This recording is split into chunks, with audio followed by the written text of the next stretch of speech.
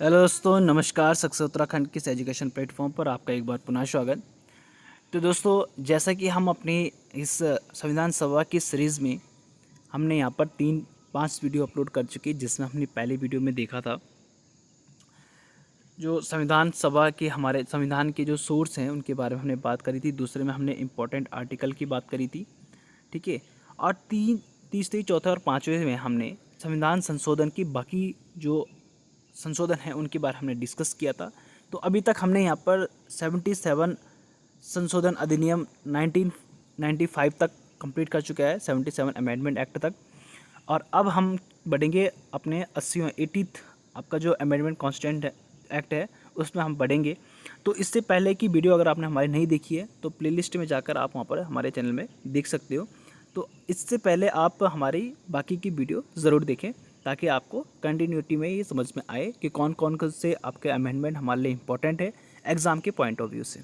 तो आप सभी अमेंडमेंट ज़रूर देखें, हमारी पिछली वीडियो जरूर देखें। डिस्क्रिप्शन बॉक्स में आपको लिंक मिल जाएगा प्लेलिस्ट का, तो आप वहाँ पर जाकर देख सकते हो। तो बढ़ते अपनी आज की वीडियो की तरफ। उससे पहले अगर आप हमारे चैनल में नए हैं तो हमारे चैनल को सब्सक्राइब कीजिए, लाइक कीजिए और शेयर कीजिए अपने सभी दोस्तों के साथ। तो चलो बढ़ते हैं दोस्तों, बने रहिए वीडियो में शुरू से लेकर अंत तक। तो 80वां संविधान संशोधन अधिनियम आपका हुआ था सन 2000 में। कब हुआ था? 2000 में आपका 80वां अमेंडमेंट हुआ था आपका, जिसमें बात की गई थी संघ और राज्य के बीच जो कर हैं उनके बंटवारे के लिए एक वैकल्पिक योजना बनाई गई। क्या बनाई गई?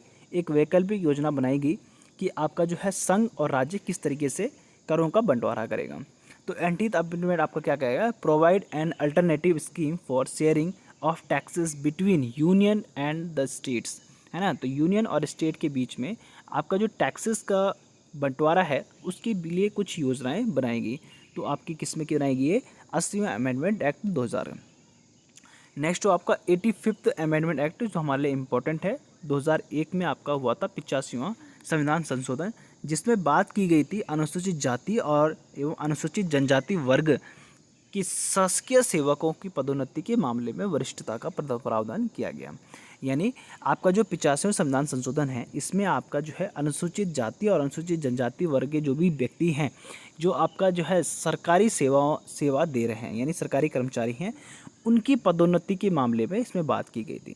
तो इसमें क्या कहा गया है कि जो भी आपका अनुसूचित जनजाति और अनुसूचित जाति के जो व्यक्ति हैं उनको आपका जो है पदोन्नति में वरिष्ठता दी जाएगी। यानी पहले उनको क्या किया जाएगा?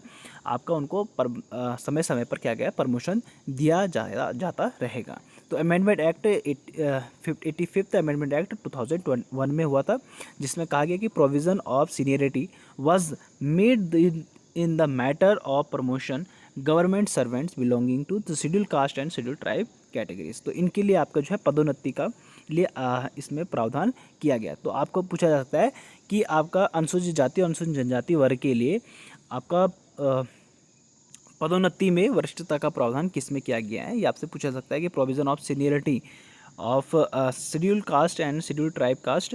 तो आपका कौन से अमेंडमेंट एक्ट में है? 85th अमेंडमेंट एक्ट 2001 में।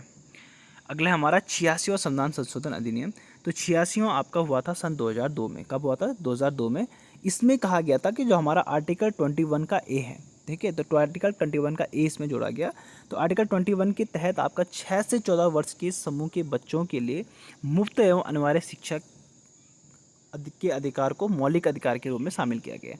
यानी हमारा मौलिक अधिकार है, आप 6 से 14 वर्ष के जो समूह के जो बच्चे हैं उनको आपका मुफ्त और अनिवार्य शिक्षा दी जाएगी। क्या दी जाएगी? मुफ्त एवं अनिवार्य शिक्षा उनको दी जाएगी। तो आर्टिकल 21 के ए में आपका संशोधन किया गया 86वें संशोधन अधिनियम 2002 में। तो आपसे पूछा जाता है कि आपका 6 से 14 वर्ष के समूह के बच्चों के लिए मुफ्त एवं अनिवार्य शिक्षा का अधिकार जो है मौलिक अधिकार के रूप में शामिल किया गया। कब किया गया? सन 2002 में किया गया। कौन से अमेंडमेंट में किया गया? 86वें संविधान संशोधन अधिनियम किया गया। और कौन से आर्टिकल में जोड़ा गया? तो मौलिक अधिकार वाला जो हमारा आर्टिकल है 21 उसके ए में ये जोड़ा गया। तो आर्टिकल 21 का ए में 6 से 14 वर्ष के समूह के बच्चों को मुफ्त एवं अनिवार्य शिक्षा के लिए मौलिक अधिकार के रूप में दर्जा दिया गया। तो ये कौन सा आर्टिकल में? आपका आर्टिकल 21 का ए। तो ये भी दोस्तों आपको ध्यान रखना है। जिसमें 86th amendment act 2002 the right to free and compulsory education for children between 6 and 14 years of age as included a fundamental right under 21 का आर्टिकल 21 का ई। तो ये भी दोस्तों आपको ध्यान रखना है। अगला एक इम्पोर्टेंट आर्टिकल जो हमारा आता है 91वें संविधान संशोधन अधिनियम 2003। तो 2003 का 91वें संविधान संशोधन आता है जिसमें बात की जाती है केंद्र और राज्यों के मंत्रिपरिषद तक का सीमित किया गया।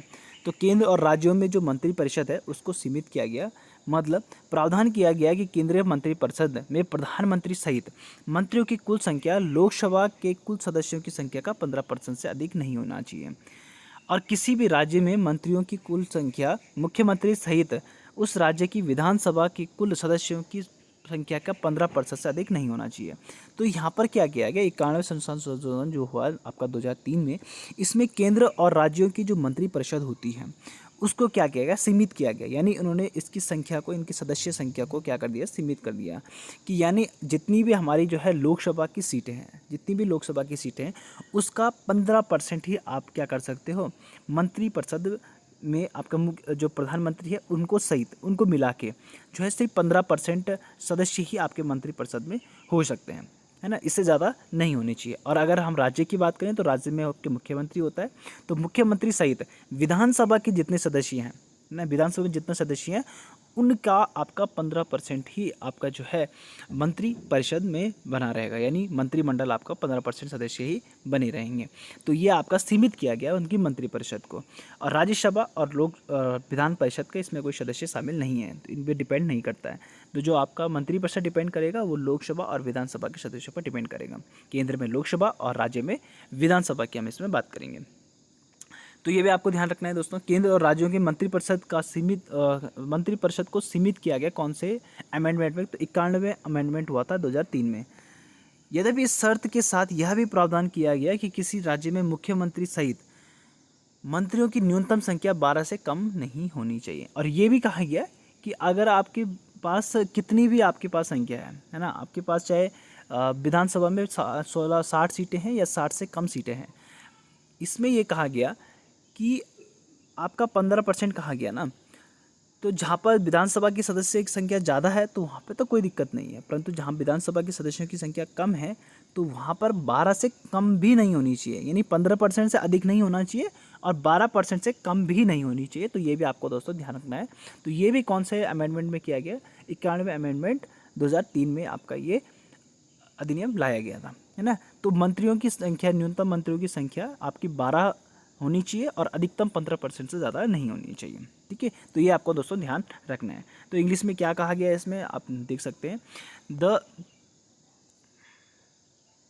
The size of the council minister at the centre in the state limit किया गया। It was provided that the total number of ministers, the union council ministers including the prime minister should not exceed 15% to the total number of members of Lok Sabha, and the total number of ministers in a state including the chief minister should not exceed 15% the total number of members of the legislative assembly of the state.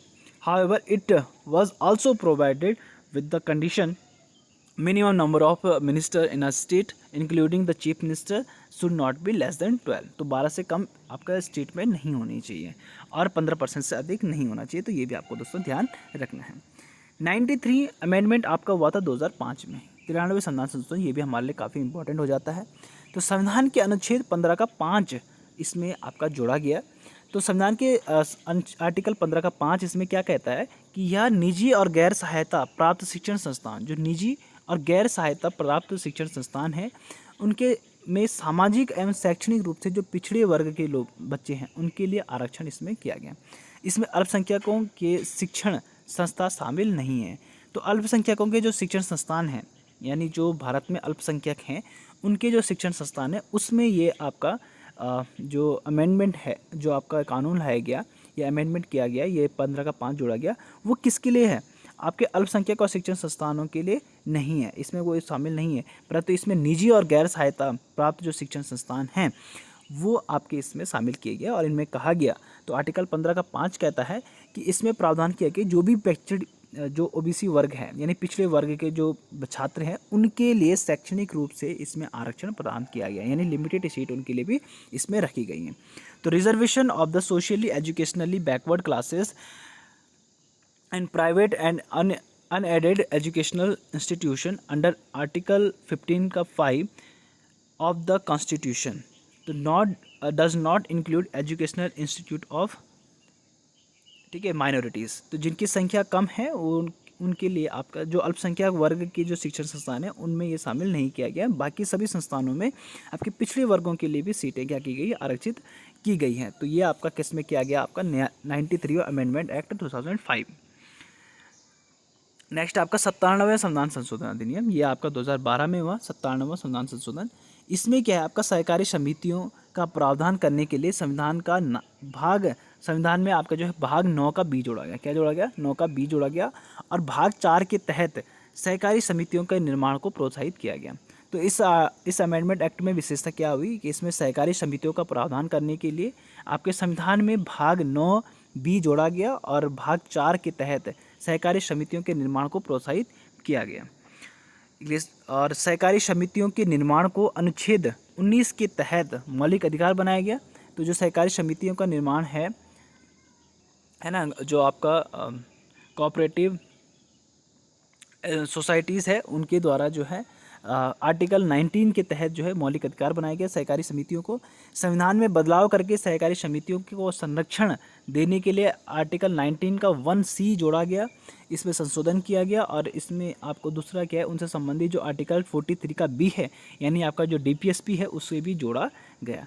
तो इसमें काफ़ी इसमें किया गया, अनुच्छेद 19 के तहत सहकारी समितियों को मौलिक अधिकार बनाया गया और इनके संरक्षण सहकारी समितियों के संरक्षण के लिए 19 का 1C जोड़ा गया और आपका 43 का बी में भी आपका DPSP में जोड़ा गया इसी सहकारी समितियों को। तो इंग्लिश हम देख लेते हैं। द पार्ट 9 का B 9B was added to the constitution to provide the cooperative societies and part 4 encouraged the formation of cooperative societies and the formation of cooperative societies was made the fundamental right under article 19, इसको fundamental articles बनाया गया। and the constitution was amended to provided protection to cooperative societies by amending article 1 का 19 का 1 का C and adding article 43 का B DPSP relating to the them। तो आपका जो सहकारी समितियां हैं वो किस किस में है, आर्टिकल 19 का 1C में है और 43 का B DPSP में भी आपका रखा गया है। और इसी के संबंधित आपका पार्ट की बात करें तो आपका पार्ट 9 का B और पार्ट 4 में भी इसे जोड़ा गया। नेक्स्ट वह आपका 99वें संविधान संशोधन अधिनियम। इसमें क्या है, कॉलेजियम प्रणाली के स्थान पर एक नए निकाय राष्ट्रीय न्यायिक नियुक्ति आयोग की स्थापना की गई। क्या की गई, राष्ट्रीय न्यायिक नियुक्ति आयोग की स्थापना की गई। इसका प्रावधान इसमें किया गया। हालांकि बाद में SC यानी सुप्रीम कोर्ट द्वारा असंवैधानिक और शून्य घोषित करके पुनः कॉलेजियम प्रणाली को बहाल कर दिया गया। ठीक है, सुप्रीम कोर्ट द्वारा इसमें क्या किया गया, आपका provided for the establishment of new body national judicial appointment commission NJAC in place of collegium system. However, it was later declared unconstitutional and wide the Supreme Court and the collegium system was restored। तो collegium प्रणाली को किस में जोड़ा, collegium प्रणाली के स्थान पर आपका क्या है, राष्ट्रीय न्यायिक नियुक्ति आयोग की स्थापना की गई, NJAC की स्थापना की गई और बाद में सुप्रीम कोर्ट द्वारा इसे असंवैधानिक और शून्य घोषित करके पुनः जो है कॉलेजियम प्रणाली को बहाल कर दिया गया। तो कॉलेजियम प्रणाली कि आपका जो है राष्ट्रीय न्यायिक नियुक्ति आयोग की स्थापना कौन से अमेंडमेंट में की गई थी, 99वें संविधान संशोधन में किया गया था। ठीक है, 99th आपका जो अमेंडमेंट एक्ट हुआ था 2014 में, उसमें आपका NJAC की स्थापना की गई और बाद में इसे क्या किया गया, शून्य घोषित करके असंवैधानिक घोषित करके इसको पुनः समाप्त करके पुनः कॉलेजियम प्रणाली को बहाल कर दिया गया सुप्रीम कोर्ट द्वारा। तो ये आपको दोस्तों ध्यान रखना है। 100th आपका जो अमेंडमेंट एक्ट हुआ था, संविधान संशोधन हुआ था, इसमें आपका जो है भारत और बांग्लादेश के बीच में भूमि समझौता का अनुसमर्थन वाला संशोधन था। तो भारत और बांग्लादेश के बीच में जो भूमि का विवाद हो रहा था उसके बीच में समझौता का इसमें किया गया। इसमें कहा गया कि जो आपका 1974 में द्विपक्षीय भूमि सीमा समझौते के अनुसार, 1974 के द्विपक्षीय आपका जो भूमि सीमा समझौते के अनुसार दोनों देशों के कब्जे वाले विवादित क्षेत्रों का आदान प्रदान करने के लिए भारतीय संविधान की पहली अनुसूची में संशोधन किया गया। तो पहली भारतीय संविधान का जो पहली अनुसूची है उसमें आपका क्या कहा गया है, क्षेत्र के बारे में बात की गई, संघ और राज्य क्षेत्र के बारे में बात की गई है। तो उसमें जो है थोड़ा इसमें जो है अमेंडमेंट किया गया, संशोधन इसमें किया गया। इसमें कहा गया कि जो 1974 में द्विपक्षीय भूमि समझौता हुआ था, उनके अनुसार जो दोनों देशों के बीच में कब्जे वाली जो जगह थी, है ना, तो विवादित जगह थी, उसका आदान प्रदान किया गया और इसको सॉल्व भी किया गया।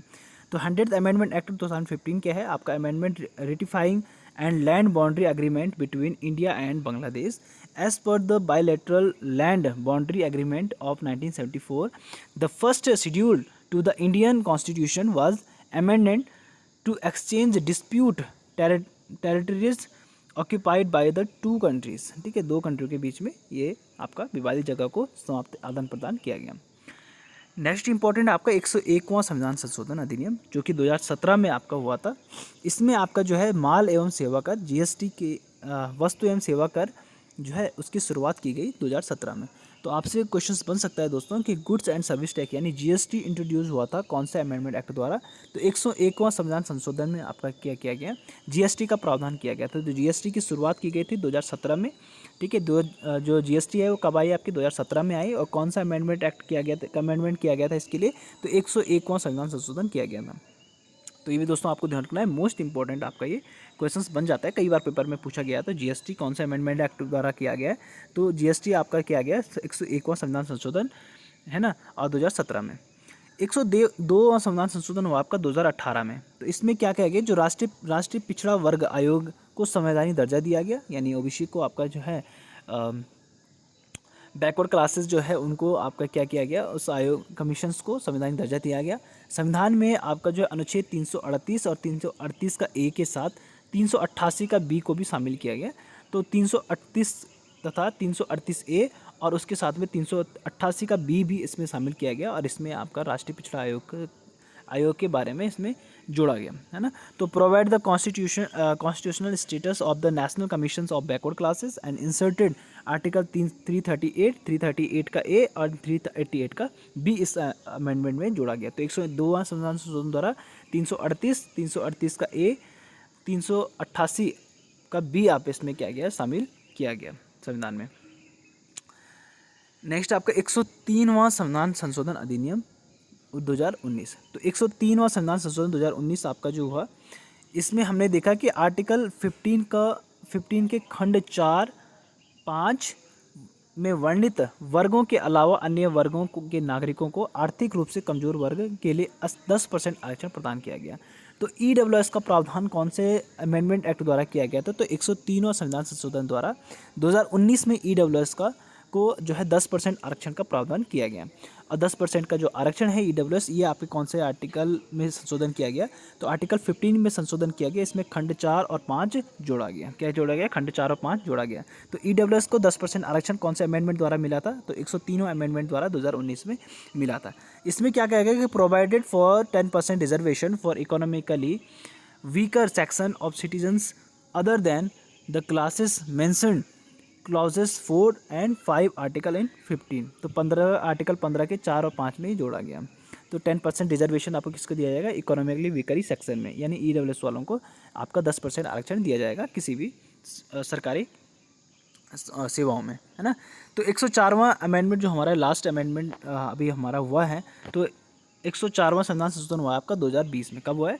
2020 में हुआ है। इसमें क्या है? लोकसभा और राज्यों के विधानसभाओं में SC ST के लिए सीटों की समाप्ति के समय सीमा 70 साल से बढ़ाकर 80 साल कर दी गई है। तो इनकी जो सीटों की सीमा है, यानी आपके लोकसभा और राज्यों में विधानसभाओं की जो SC ST की जो सीट है, उनको समाप्त करने की जो सीमा है वो 70 साल से बढ़ाकर क्या कर दी? 80 साल करेगी। तो 70 साल के लिए सीटों का आरक्षण इसमें किया गया था SC ST के लिए, उसे बढ़ाकर क्या कर दिया? 80 साल तक SC ST की सीटों के लिए आरक्षण दिया जाएगा। तो लोकसभा और राज्य विधानसभाओं में एंग्लो इंडियन समुदाय को आरक्षित सीटों को प्रावधान को हटा दिया गया, यानी आपका एंग्लो इंडियन नहीं होगा। तो एंग्लो इंडियन को राज्यसभा और लोकसभा में कब हटाया गया? तो आपका 2020 में हटाया गया। कौन से अमेंडमेंट द्वारा हटाया गया था? तो 104वां संविधान संशोधन जो हुआ था उसके द्वारा आपका एंग्लो इंडियन को हटा दिया गया। एंग्लो इंडियन का पद जो है आपका हटा दिया लोकसभा और राज्यसभा में। और SC ST के लिए जो सीटों की सीमा थी, समाप्ति की सीमा, वो 70 साल से बढ़ाकर 80 साल कर दी, यानी 10 साल और बढ़ा दिया गया। क्या है लिखा है? The age limit of retirement of seats SC and ST यानी schedule caste and schedule tribe caste Lok Sabha and state assemblies has been increased in 70 to 80 years. 70 to 80 years. The provisions, the reserved seats for the Anglo-Indian community in the India states assemblies has been removed. तो Anglo Indian को आपका state and centre में आपके क्या कर दिया, यानी लोकसभा में आपका हटा दिया गया। ठीक है, तो ये तो दोस्तों हमारे प्रमुख जो अमेंडमेंट एक्ट थे जिनके बारे में हमने यहाँ पर डिस्कस किया, और ये सभी 104 संविधान संशोधन जो हमने यहाँ पर डिस्कस किए हैं इस सीरीज़ में हमने डिस्कस किया है। तो ये आपके लिए बहुत ही ज़्यादा इंपॉर्टेंट है दोस्तों। इन हर एक संशोधन को आपको ध्यान से देखना है, ध्यान से पढ़ना है। इनमें से आपके पास एक नए क्वेश्चंस बनता ही बनता है, इससे बाहर आपसे क्वेश्चन नहीं पूछा जाएगा।